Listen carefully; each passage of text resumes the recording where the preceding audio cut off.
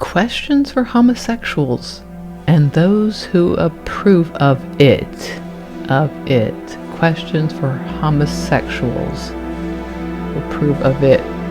Get an editor. Oh my gosh. Welcome to another installment of Matt Slick isn't a homophobe for real, y'all.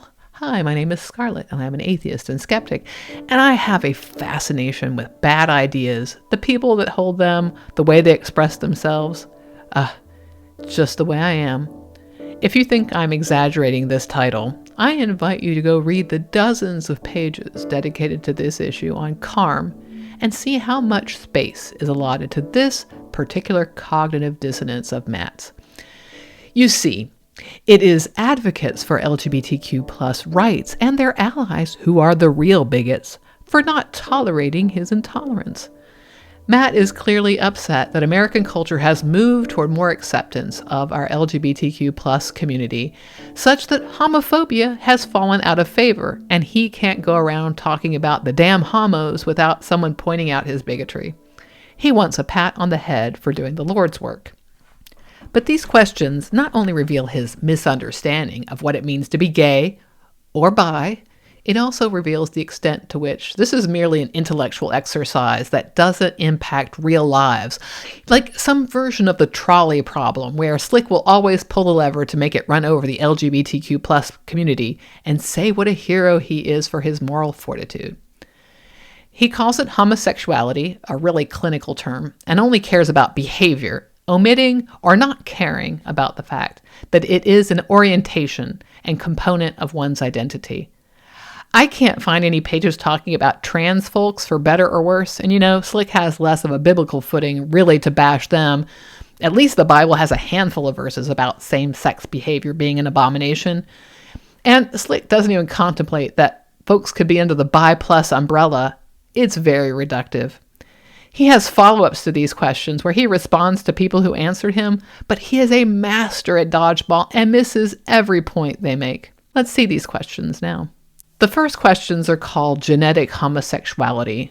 Number 1, if heterosexual behavior produces offspring and homosexual behavior does not, then how can it be said that homosexuals are born that way, since their genetic tendencies would have died out long ago through natural selection? A, that's not how genetics works. Like, you can have brown eyes and pass along genes for blue eyes. And of course, science doesn't think there's a gay gene. Right now, it is thought that epigenetics play a role. But also, gay people can reproduce and bi people exist. Even before IVF, you could use a surrogate to have children. And in the past, a lot of gay people did marry because it was expected. They either repressed their attractions or they satisfied them on the side. Matt assumes that gay people can't have sex with the opposite sex. They can. They just can. They might not like it, but they can. And a lot of gay people date the opposite sex before realizing they are gay because straight is the default, or at least it has been. So this is just fractal wrongness. They can pass along their genes. There are lots of ways for them to pass along their genes. Moving on, number 2, if sexual orientation is a genetic predisposition, and it's not, and the homosexual community wants cultural and social support since, as they say, they are born this way, doesn't have to be genetic to say they are born this way, then shouldn't they also support homophobia, since it could be legitimately argued that homophobes are born with heterosexual orientation and possess a natural aversion to homosexuality? Homophobia is not an orientation. It is not an identity. It is an attitude. It is an opinion. You might have an aversion to same-sex sex, which, fine, have sex with the opposite sex. You can still accept gay, lesbian, and bi folks as valid because they are human beings. This is a terrible question. It's just terribly worded, misunderstand. Again, fractal wrongness. This is a theme, fractal wrongness. Number 3, if heterosexual behavior produces offspring and homosexual behavior does not necessarily true, then doesn't it make sense to say that homosexuality is a learned behavior, since the implication is that pro-homosexual genes would have been wiped out generations ago? See number 1. This is wrong about genetics. It assumes gay people would never reproduce. I would also have to say that for me, even if gay people are choosing this. And again, bi people exist. Hello, bi people. Where are my bi people at? You would have to show me that there is some harm being created. Matt just assumes that homosexuality is wrong because Bible. I accept the research that says it is natural, but even if it weren't, I would need something more to say, oh, let's deny people their rights because it hurts the fifis of some Christians. Moving on. Number 4. If this is not the case, can you please explain the mechanism by which homosexual genes aid in survivability and then are passed on to descendants? So I guess if Matt Slick doesn't understand it, then, we should just get rid of it, right? But once again, misunderstanding of genetics. We still aren't really sure why people and animals are gay. But in terms of what is genetically favorable, you can't just go off of individuals. Evolution is about a population, not any individual. And sometimes just if it doesn't hinder the population, traits can survive. I advise Slick to go take a course in genetics, maybe even get a degree in it. This is not a philosophical debate here. These questions are about what the science says, and he's all up in this philosophical debate. I would argue that none of this is actually important for the purpose of granting rights. There are gay people, so what do we do with that info? Why they're that way, to me, is not important. There is a fallacy known as the natural fallacy that says that something isn't good just because it's natural. There are naturally occurring poisons, for example, like mushrooms can be poisonous to us. And there are things that aren't natural that can be good, like modern medicine, So saying being gay is natural only is an answer to, oh, but this behavior is unnatural. Well, it's natural. Now we are determining if it's fine, if it's morally fine. For me, this is not a moral question. People are this way. This is their orientation. They just are. But Matt would say it's just sin. It's our sin nature, and call it a day. And I don't care about his religion. I don't care what his Bible says. He's got to show me why I should care. What's his basis? What's God's basis for this? It's just not there. Let's move on. He has 2 categories called genetic pedophilia.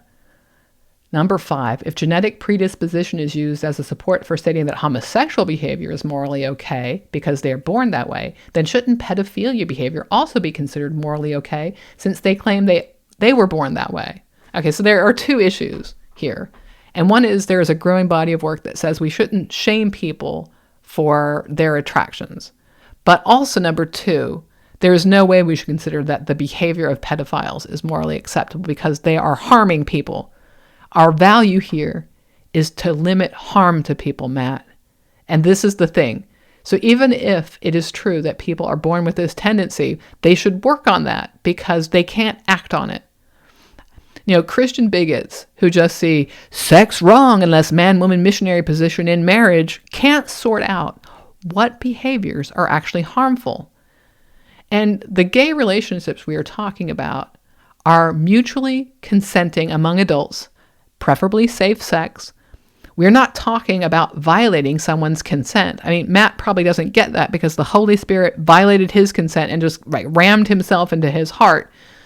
And 2 teenagers who are dating, also fine. Obvi, straight teens. The age of consent is a thing. And anyway, gross on you, Matt Slick, to conflate consensual relationships with harmful behavior. Shame.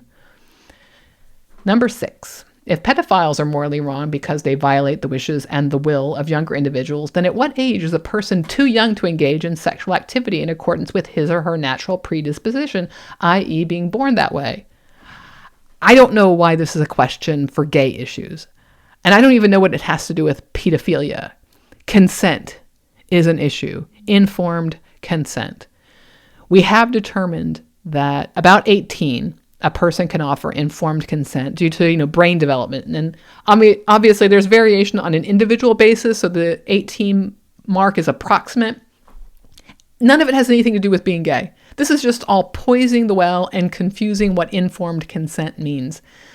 If a person wants a relationship with an older person, that isn't a problem. It's when children are coerced or violated into relationships. When a person reaches the age of consent, they won't be attracted to the pedophile. So what are you even thinking here? Pedophilia isn't just attraction of varied ages. This is like, it's very specific. So it's like, again, lots of confusion. Let's move on to number 7 on consent. In light of being born with a sexual orientation like homosexuality, frotteurism, voyeurism, why are these connected?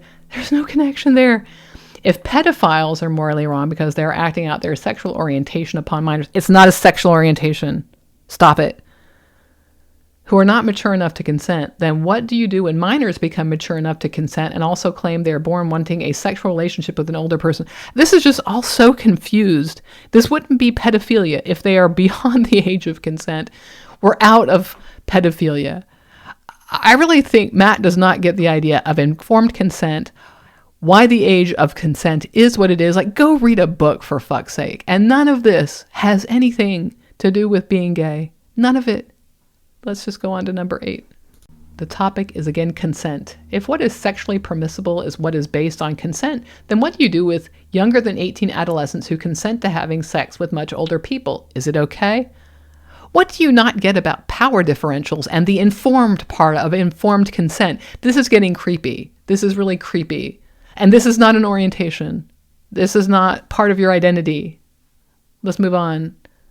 9 through 12, moral standards. Moral standard on its own and then in society. Number 9, from where do homosexuals get their moral standard by which they can judge what is sexually right and wrong? 10, if homosexuals derive their standard of morality from society, then what justifies the idea that society is the proper place to obtain a standard of morality? 11, if homosexuals derive their standard of morality from society, then which society has the right moral system if it contradicts another? 12, if homosexuals derive their standard of morality from society, then are the morals derived from society obligatory to all members of society? 13, if homosexuals derive their standard of morality from society, then what gives them the moral right to change society's morals when the majority condemn homosexuality as morally wrong? Well, Matt really needs a sky daddy to ground his morals. He needs that thought stopper to help him navigate what makes actions good. We as humans decide this. We decide what our values are, and then we decide how actions slot in. For me as a humanist, I am interested in human flourishing. What helps humans flourish? That flourishing has to be guided by harm reduction too. So we cluster our values and we try to get them to fit. For LGBTQ plus people, I recognize that this is an orientation, a part of their identity, and I want flourishing for these people. I examine the potential harm, and I don't see any, not beyond what is typical of any human being anyway. I know it's easier to say, well, God done said this, but we don't know if there is a God, and we are not sure what he actually said if he exists. So there are 2 parts, I think. There is, what are our laws? And then what is your personal morality? And I think that Matt can't get his mind around the fact that, there is this difference. I don't think right should be granted by a majority anyway. And what I find interesting is he still seems to think that, even back when this was written, this was shifting. More people were actually in favor of gay rights. So let's continue on and see what number 14 and 15 have to say. 14, if homosexuals derive their standard of morality from themselves, whatever, then do they have the right to judge the morals of anyone else, including those who disagree with them? Yes, we all always have the right to judge anyone about anything. Don't be a snowflake. 15, if homosexuals derive their standard of morality from themselves, then do they have the right to condemn those whom they label homophobes when they are just expressing their personal moral preference? Yes, just as you can tell them they're going to burn in a lake of fire after they die, because they're not right with God. Let's move on. 16, moral standard personal. If homosexuals say that homophobes are wrong because they want to restrict homosexuals' rights and impose their values on them, then what gives the homosexuals the right to impose their sexual values on others? Who's imposing their sexual values on you? We want you to treat LGBTQ plus people with respect as human beings and allow them rights. You can think all day long that they're going to hell. You do not have to agree with it. But this is about what's legal. This is about what's helping other people. It's not about you at all. 17, if homosexuals derive their standard of morality from themselves, then do they have the right to try and change society to suit their own moral preferences? This is a hell of a beginning. Like, gay want to force everyone to eat Rocky Road ice cream. Science is on their side, including psychological studies that say that LGBTQ plus people who have better outcomes if they feel accepted, if they feel valued as human beings. But, yeah, everyone has the right in the marketplace of ideas to make changes to society. The minority can try to get rights through the majority. This is the way society works. There's no God here to sort it all out, Matt. You just get your God down here to sort it all out. We'll be on your same page. 18. If homosexuals derive their standard of morality from themselves, and they also believe they have the right to try and change society to suit their own moral preferences, then how is that not arrogant? I guess the same way it is arrogant of you to assume God exists because you felt the Holy Spirit in your heart when you were 17 and now have made a life out of all of this. Let's move on. Civil rights. If civil rights should be granted to homosexuals because of their sexual orientation, i.e. behavior, it's not the same thing. That is not the same thing. Then shouldn't equal civil rights be granted to those of alternate sexual orientation, such as pedophilia, not an orientation, incest, not an orientation, voyeurism, exhibitionism, sadism, fetishes, frotteurism, necrophilia. These are not orientations. These are not. They're not identities. These are things people do. Some of these I don't see a problem with. Like fetishes, like fine. But some of these violate the consent of other people. So we need to figure out what causes real harm, real actual harm to real live people. You're just confusing this. This is all poisoning the well. 20. Civil rights. If civil rights should be granted to homosexuals based specifically on their sexual orientation, behavior, that is not the same thing, then shouldn't equal civil rights also be granted to heterosexuals based specifically on their sexual orientation, behavior? If not, why not? What are you talking about?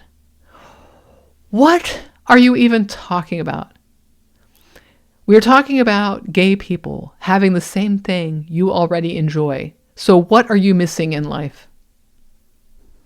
Let's move on. 21. If equal civil rights should not be granted to people of alternative sexual orientations, they're not orientations. There's not. Then what is it about homosexuality that deserves special status protection where other sexual behaviors do not? It is an orientation. Those others are not. And by the way, straight people have those too. But those are behaviors. They have nothing to do with your orientation. They're separate from your orientation. Gay people are not harming anyone except your idea of yourself as a decent person, and you can change that. 22. If homosexuals are granted privileges due to civil unions and domestic partnerships, shouldn't the same be offered to heterosexuals? You have that. Fuck, how can you not understand that? The last questions, 23 through 28, these are all repackaged questions we've already answered. Whining that gays say they want tolerance but won't tolerate Christian intolerance. It's, what we're asking for you to do is to accept an individual's identity, not an idea. You are not a homophobe. That's not an identity. You have ideas that are homophobic, and they are not essential to your identity, and they're not actually essential to being a Christian, because plenty of Christians have jettisoned these views along with animal sacrifice, eating shrimp, having slaves. There are a bunch of other things that have been jettisoned. This is another one that you can jettison, but you don't want to for some reason, and I think you should have a little think about why that is. That is all for me. This is exhausting. This is like the amount of misunderstanding of science, of psychology, of sexual orientation. It is incredible. What struck you? Put it in the comments below. And while you're down there, like, subscribe, do all the YouTube stuff. You're on YouTube. You know what to do. See you in the next one. Bye for now.